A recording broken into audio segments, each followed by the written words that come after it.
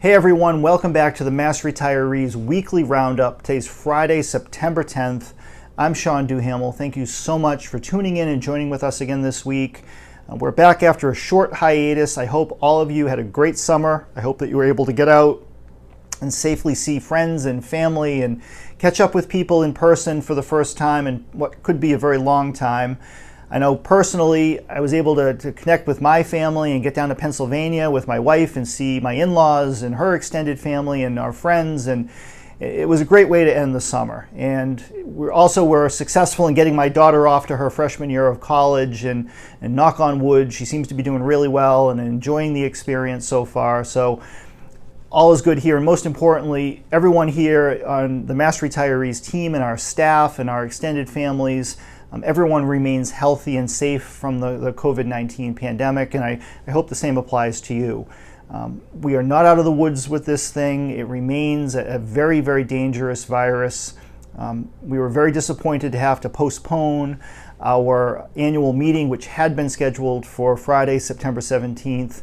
We're still very hopeful that we can find a way to hold that meeting in person before the end of the year, but with what continues to be the fact of the matter that this virus is not going away, I'm not sure that that's going to be possible, but we'll keep you updated in terms of what our plans are for the annual meeting, whether we can do it in person or whether we have to hold a special virtual meeting that will stand as our annual meeting, just like we did last year.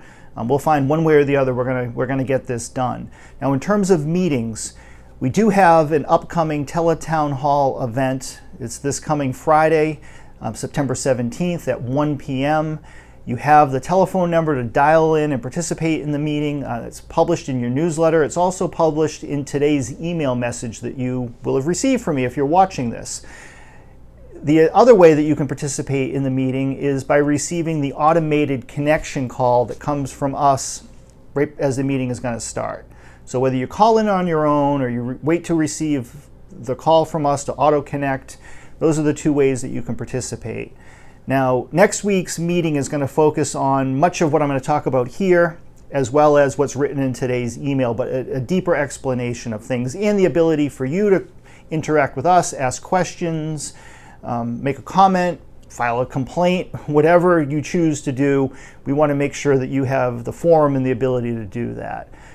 Now, it's important for us to explain or let you know what we're anticipating happening over the next 3.5 to 4 months through the end of the year, talk about the types of things that we're going to be working on, and really what we hope to see happen over that period of time. And as I lay out in today's email message to you, there really are a handful of very key, important things that we're working on.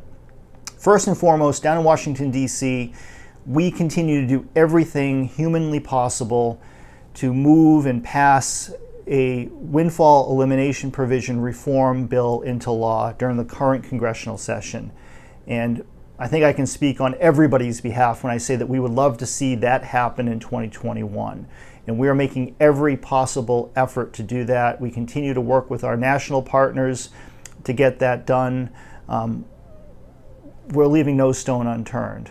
But if this was easy, it would have taken place years ago. Now, the hurdles that we have are plentiful. Unfortunately, as you know from watching the news or picking up a newspaper, the partisan fighting in Washington, D.C. just continues to get worse. And any of the major pieces of legislation that are moving forward, unfortunately, have to go through what's known as the reconciliation process. Otherwise, they're going to get bogged down in the U.S. Senate because of the filibuster. The reconciliation is a way around the filibuster. Unfortunately, the law does not allow Social Security issues or proposals or changes to be included through any legislation using the reconciliation process. So that shuts us out of that vehicle to address the windfall elimination provision. Now, obviously, this is complicated. Most people could care less whether it's the reconciliation process or some other means to pass legislation. If you're affected by the WEP, you simply want to see this get done and get taken care of. I understand that, and I believe that our congressional supporters also understand that. And again, we're doing everything we can to work with them to move legislation forward. Now, the easiest way would be if we can include a WEP reform proposal as part of another larger bill. That will certainly help move it through the process quicker and prevent it from getting bogged down in the U.S. Senate. Because at the end of the day, our biggest challenge is going to be getting whatever bill comes out of the House, we also have to get that through the Senate. And even if Congressman Neal were to be able to push his bill, H.R. 2337, through the House, and we believe he has the votes to do that, it doesn't do anyone a snuff of good if it's dead on arrival in the Senate if we don't have the votes there. So it's a two-step process. If we are able to get a bill through the House and the Senate, we are very confident, extremely confident that President Biden will sign that bill into law. The president is on record supporting a change with both the WEP and the GPO. If the president had his way, he would repeal both of those laws. In fact, that was part of his campaign platform when he ran for president. Unfortunately, we don't believe that full repeal of WEP and GPO is something that's viable. We don't have the votes in the United States Senate to pass such a bill into law. That's been the case since 1983. So for the past 38 years, we've been trying to repeal WEP and GPO. About 7 years ago, we changed tactics and started working on a compromise bill, and that has become what is now known as H.R. 2337. That is our focus. That is the focus of our national coalition, to pass a compromise bill into law that a half of loaf, as they say, is better than none. And we're going to continue to work on that. But at the same time, we're still focused on things that are happening back here in Massachusetts that thankfully we have a little bit more influence over and a little bit more control over that process. Now, at the state level with the legislature, they're also back in session, full formal through Thanksgiving, if not through the end of the year. The main focus right now is going to be overriding Governor Baker's veto of the retiree return to work language. Right now, retirees who work in the public sector are limited to 960 hours a year. As part of the state budget, we increased that to 1,200 hours a year.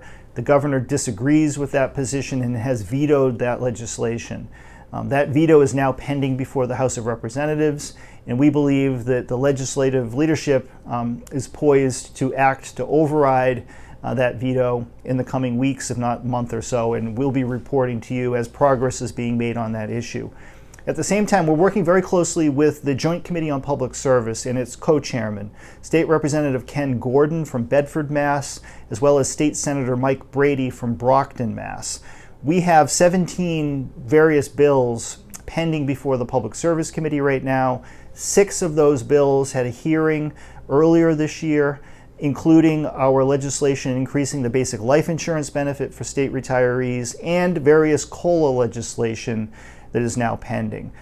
We are working with the committee in an effort to have those proposals favorably released from the Public Service Committee. They will most likely be sent on to the House Ways and Means Committee, where we're going to work with House Ways and Means Committee Chairman Aaron Michowitz, as well as his Senate colleague, Senator Mike Rodrigues from the South Coast down in Westport, Mass., in an attempt to get both of those issues addressed through the upcoming FY23 state budget. Work on the budget is going to get underway as early as this November. So the sooner we can get these bills out of public service and over to the Ways and Means committees, the sooner and then the higher the likelihood of success on these issues. Now, as you saw in our most recent newsletter, a major focus for us over the next year is going to be on increasing and improving the COLA benefits. The success of our public retirement systems in recent years in terms of the investment returns has been absolutely phenomenal, and we want to make sure that that success is being shared with all of you, and the best and easiest way to do that is through increased COLA benefits. So that's the major focus. Also, at the same time, we are continuing to work very closely with the State Group Insurance Commission as they finalize their plans for the insurance contract process that's going to start by June of next year. Now, as we've reported in the past, the GIC is going out to bid for all of their health insurance plans, as well as the pharmaceutical benefits plans that it offers to its 460,000 odd members. Those RFRs, as they're called, will most likely be out public by next June. So it's important that we spend or continue to spend time working with the GIC, sharing our thoughts and opinions and your thoughts and opinions with the GIC leadership. So as they're putting these proposals together and then evaluating the proposals that come back from the insurance companies, they know what your thoughts and feelings and best interests are. In fact, we are now working with the GIC to put together a special teletown hall event for later this fall, featuring the leadership of the GIC to talk directly to all of you about the process that they're about to engage in, but more importantly, solicit your thoughts and opinions. And we've done a little bit of this over the last few months, but we want to make sure that you have a voice in this process going forward, that all of this information and all of these thoughts and opinions are taken into consideration before any kind of final decisions are made. So the last thing I want to mention today, and I don't want to end on a sour note, but as we all know, tomorrow is the 20th anniversary of the terrorist attacks on 9/11. And first of all, it's hard to believe that 20 years have passed with the blink of an eye, and the horrific events of that day, I think, remain with all of us fresh in our memory and our minds. But what's important for us is we want to make sure that we take a moment to remember that we lost two of our members to the terrorist attacks that day, James and Mary. James was a retired teacher from just north of Boston, and they're folks that we're never going to forget. It was heartbreaking for their families at that time and for all of us, and we just want to make sure that their memories are very much in mind, and we think about the public service that both of them had engaged in throughout their lives, and unfortunately, their retirement was cut tragically short. But with that, next week, I hope that you are able to join us next Friday. It's always great to have a great crowd for these teletown hall meetings, and I very much hope that we can see each other face to face before too much longer. But in the meantime, continue to stay safe. Thank you for your support. Thank you for tuning in, and we'll talk to you again very, very soon. Bye-bye.